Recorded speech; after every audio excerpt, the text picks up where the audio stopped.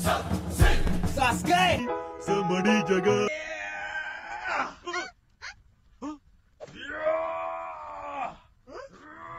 Siapa yang kita minta bantuan kalau kita tidak tahu harus kemana? Peta, benar.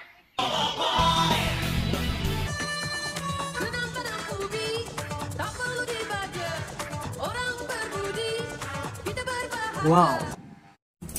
Selamat siang, sekilas info kembali hadir di hadapan Anda Penting nih. akan membawakan berita-berita terhangat, terupdate, dan terpercaya.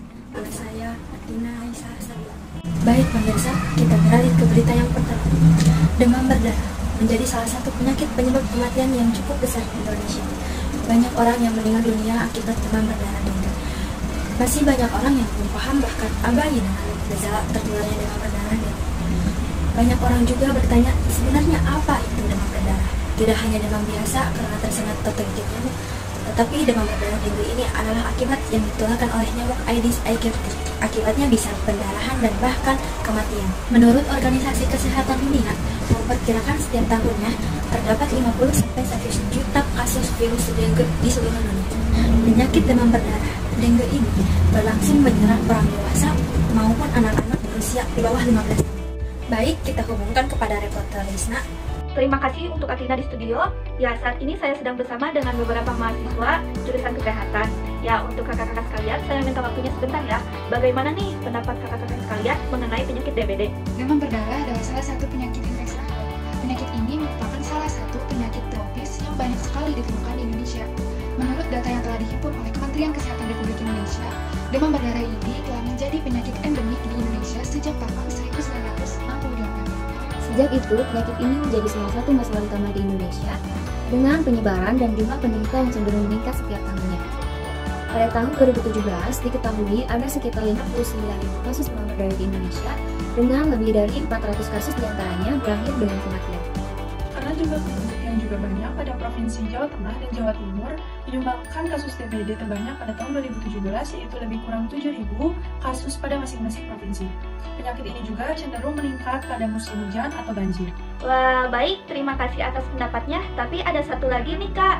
Bisa tolong dijelaskan kepada para pemirsa bagaimana sih gejala DBD itu? Gejala umum DBD diantaranya 1. Demam tinggi mendadak. Demam berdarah bisa mencapai 40 derajat Celcius tidak disertai batuk pilek dan terjadi selama 2-7 hari. Yang kedua, nyeri otot. Biasanya disertai dengan tubuh menggigil dan berkeringat. Terjadi pada 4-10 hari awal saat virus dengue memasuki tubuh. Yang ketiga, sakit kepala parah. Rasa sakit terjadi di sekitar dahi disertai rasa nyeri pada bagian belakang mata. Terus selanjutnya yang keempat ada gejala DBD yang biasanya terjadi pada anak-anak dan orang dewasa, yaitu mual dan muntah. Gangguan ini termasuk dalam masalah pencernaan dan dapat menimbulkan rasa tidak nyaman pada perut. Masalah ini terjadi 2-4 hari setelah virus menyerang. Selanjutnya ada kelelahan yang terjadi pada pengidap DBD karena masalah pencernaan yang menyebabkan tidak nafsu makan sampai sistem imun. Dan terakhir ada gejala DBD yang paling khas yaitu mual merah. Biasanya ada pendarahan di wajah, di tangan, di dada, dan berlangsung selama 2-3 hari pada hari ketiga. Baik, terima kasih untuk kakak-kakak sekalian yang telah mengemukakan pendapatnya serta memberikan informasi terkait penyakit DBD ini. Ya baik, memang penyakit DBD ini tidak bisa kita sepelekan ya teman-teman. Selain mewaspadai virus corona, kita juga harus mewaspadai penyakit-penyakit lain. Jangan lupa jaga kesehatan semuanya. Sekian yang dapat saya sampaikan, saya kembalikan kepada Atina di studio. Baik, terima kasih kepada reporter Lisna. Yang selanjutnya kami akan menghubungkan kembali kepada reporter Dina. Apakah reporter Dina sudah ada? Baik, saya selaku reporter 2, saya ingin bertanya kepada kakak-kakak dan dimohon kepada kakak-kakak untuk menjelaskannya kepada para pemirsa di rumah. Adapun pertanyaannya adalah, apa saja sih penyebab dari virus demam berdarah ini? Baik, saya persilahkan kepada kakak-kakak untuk menjawabnya. Di sini saya akan menjawab pertanyaannya. Demam berdarah disebabkan oleh virus dengue yang dibawa oleh nyamuk Aedes aegypti dan Aedes albopictus. Virus tersebut akan masuk ke aliran darah manusia melalui gigitan nyamuk. Biasanya nyamuk ini menggigit di pagi hari sampai sore menjelang petang. Jadi penularan virus dengue ini akan terjadi apabila seseorang yang telah terinfeksi digigit oleh nyamuk perantara. Virus dari orang yang terinfeksi akan dibawa oleh nyamuk dan akan ditularkan kepada orang lain yang digigit oleh nyamuk tersebut. Perlu diingat bahwa virus dengue ini hanya ditularkan oleh nyamuk dan tidak ditularkan oleh orang ke orang. Jadi, usia itu adalah salah satu faktor yang bisa memengaruhi kepekaan terhadap infeksi virus dengue. Semua golongan usia bisa terserang ya, meskipun bayi baru lahir atau baru berumur beberapa hari. Saat pertama kali epidemi dengue ini muncul di Indonesia, kebanyakan anak-anak yang terkena itu di antara umur 5 tahun sampai 9 tahun. Pada tahun 1968 sampai 1973, kurang lebih ada 95% kasus DBD yang menyerang anak kecil di bawah umur 15 tahun. Untuk kasus distribusi, infeksi, dan kematian DBD per kelompok umur di Indonesia sendiri ada 5 ya. Yang pertama itu usia di bawah 1 tahun, jumlah kasusnya mencapai 5% dengan angka kematian mencapai 13%. Yang kedua, usia 1-4 tahun, jumlah kasusnya mencapai 20% dengan angka kematiannya mencapai 27%. Yang ketiga, usia 5-14 tahun, jumlah kasus mencapai 29% dengan angka kematiannya mencapai 35%. Yang keempat, usia 15-44 tahun, jumlah kasusnya mencapai 35% dengan angka kematiannya mencapai 14%. Dan yang terakhir, usia di atas 44 tahun, jumlah kasusnya mencapai 11% dengan angka kematiannya mencapai 14%. Baik, pertanyaan selanjutnya adalah bagaimana cara dan upaya kita untuk mencegah virus demam berdarah ini?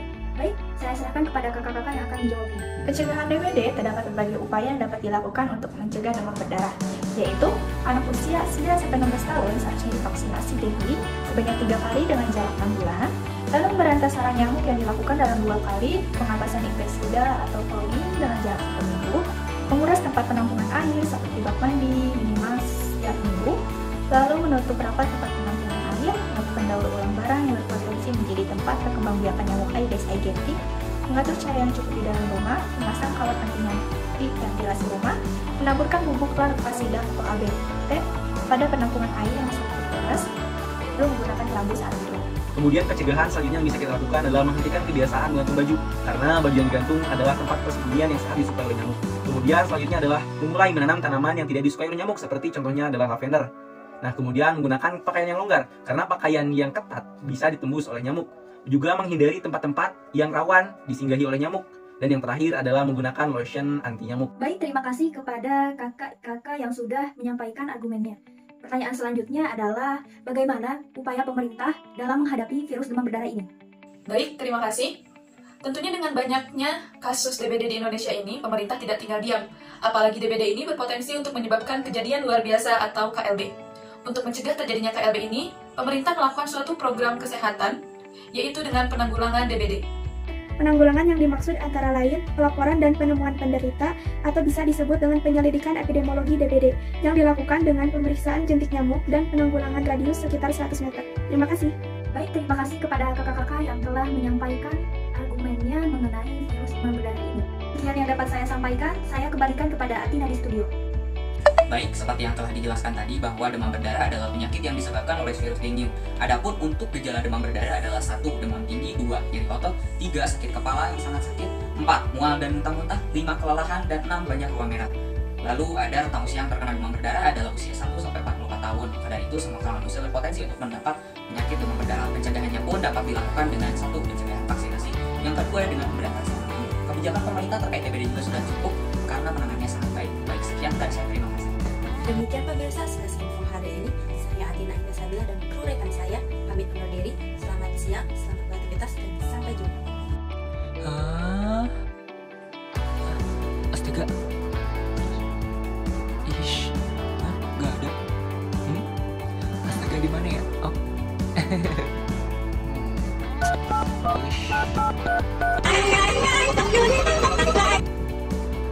Halo kalian? Iya, halo.